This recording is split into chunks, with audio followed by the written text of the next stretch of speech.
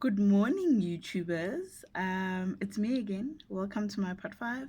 So I just want to continue from where part four actually ended. In regards to that, still till today, we are still waiting for Deborah's mom to actually call a meeting. But me saying that is like just to show how unimportant this whole issue was. I don't think his mom really loved me that much. For people who know me, ngiyazikhulumela mina. I have no filter, and I don't take any BS. And if if I smell such, then you'll definitely know about it.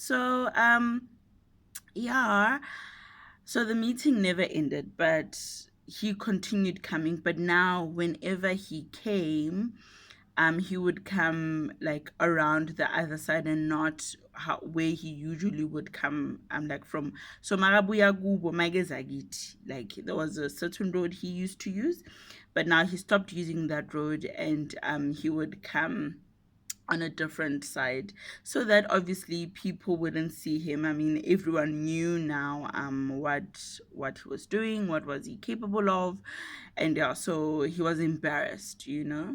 So he came, he begged for me to take him back. And I said to him, you know what? And I said, like, the last straw was you hitting me in front of my son, and the terror in his face. Like, I'll never forget that. And like, it's unforgivable. I don't want him to think that what you are doing is right, because I don't want him growing up thinking that hitting a woman is okay, kicking a woman is okay, punching a woman is okay, saying hurtful things to a woman is okay.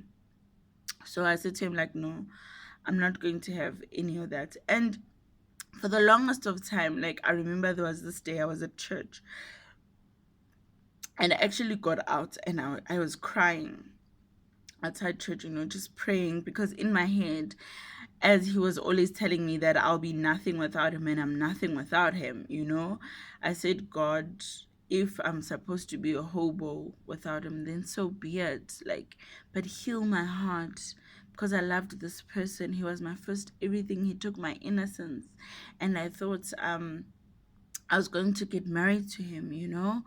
But obviously, you have different plans. And I understand today why they say, like, sex is for people who are married, because you'll bring in children into the world and just complicate their lives.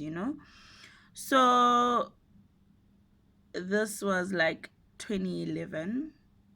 Still, I didn't go to school. My dad that time had disowned me for not wanting to go live with him, obviously for my own personal issues, which I will not mention. But and my sister obviously taking care of myself and my nephews. It was just too much for her, and she couldn't take me to school.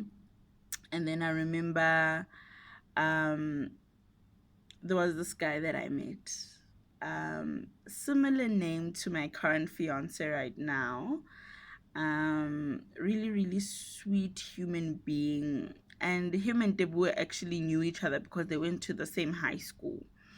And Debu knew how quiet and sweet this person was. And he would come and just harass us. I remember there was a day, so like we're not exactly dating then, but like I was actually exploring after like like a couple of months after the breakup, like 6 months after the breakup. Like, I saw, like, I wanted to give this guy a chance, as he has been asking me out even during like the abuse. He was like, Auntie, why don't you leave? And they all knew how sweet this person was, and he would just come and harass us. I remember there was a day him and I were chilling in his car, and we're just talking, late afternoon, late evening. And Deborah comes and he opens the door and he's like, can I please speak to you? Like, the disrespect. How do you get like to a place where like it's someone's car and you open the door and it's like, can I speak to you? And he knew very well that this one is like a sweet somebody. So I got out and I'm like, what do you want? He's like, yeah, I caught you. You're cheating.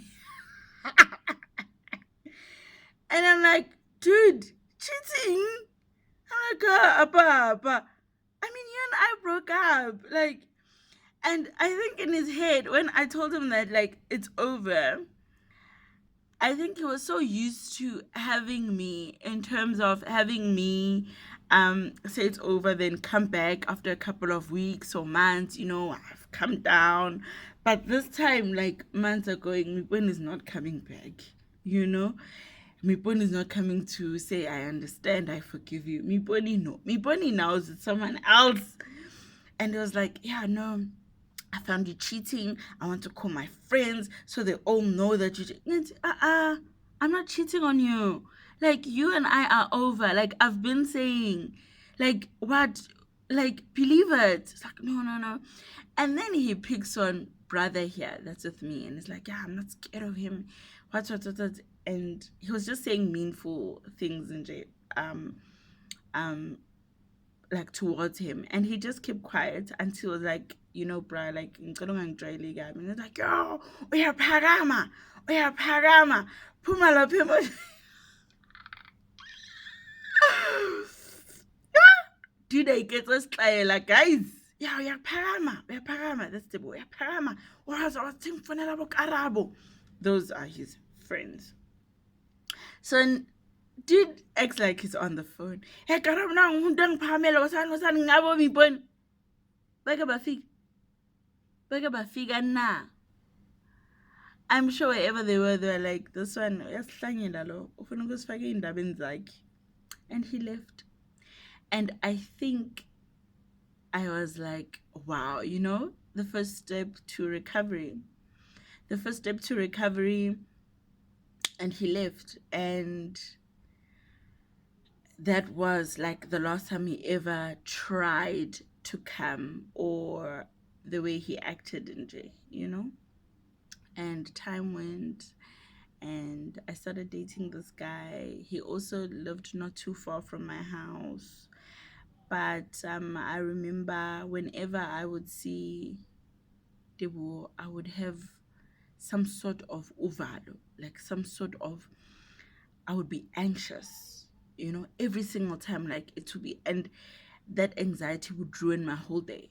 Like, my whole day will go from great to sour. And my partner that I dated after Debo, like, he could see that, what, even though, like, she's broken up with him, though, like, he still affected me in some way or another, you know? And this guy, very sweet, he taught me how to drive. I know how to drive today because of him. Um his family was really cool. His mom was also really cool. His cousin, like, he's the best. We still talk even today, his cousin. And we dated for a while. Like, he was fantastic. He used to help me a lot with my son, fetch him from creche, babysit when I would go for interviews and things like that. He was really, really someone really amazing. And he loved me. Like, he loved me, he respected me, and he would do anything for me. And guys, some things that people aren't aware of is that our previous relationships can really ruin our next relationships and how we treat people. you know I think there would have been a better way in terms of ending that relationship. you know Ending that relationship in a sense that, um yeah, like, we started dating, like, and we continued dating, and it was amazing, and he treated me really, really great. And I remember we were both unemployed, and my sister's boyfriend had actually received forms for census. And I remember I made a copy for my boyfriend as well. We applied. He got the supervisor position, and with him getting the supervisor position, They told him that he can choose anyone that he wanted to handle the fields and like go house to house and count. And he chose me and also one of my friends that I was still close with then, you know. And we went on, continued dating. We worked together until just right before. So it was a Friday, and the Monday I was going to start the census, like going house to house and count. And then I got my contract to go work at a company called Electronic Toll Collections, ETOL, where I was there for almost like 7 years. And like relationship wise, like I was in a better place. He would never say anything mean to me. He would never hit me. And when I broke up with Utebue, he told me that if you're going to break up with me, know that I will not do anything for Kagiso. I'll not do anything for our son. If you're out of my life, I'm out of his life. And I was like, okay, no, it's fine. And this guy exposed me to be a single parent first before I was in a relationship with my partner after Deboho. But as well, that it would be really unfair for me to expect my previous partner to be an instant father as he didn't have a child. That's it for today. No tears today. Thank you so much for everyone that has subscribed, that everyone has shared. Guys, I appreciate the love. I appreciate the feedback. I hope I answer all your questions every single time when you're like, you left us hanging, me Bonnie. You didn't say such and such and such a thing. I really appreciate it, guys. Part 6 will also be coming through. So what's next will be me talking about a series of guys that I dated after, and unfortunately, Deboho wasn't the last one with the emotional abuse. There were some that were there, but he was definitely the last when it came to the physical abuse. But that will come on my part 6. Thank you so much. I appreciate you guys.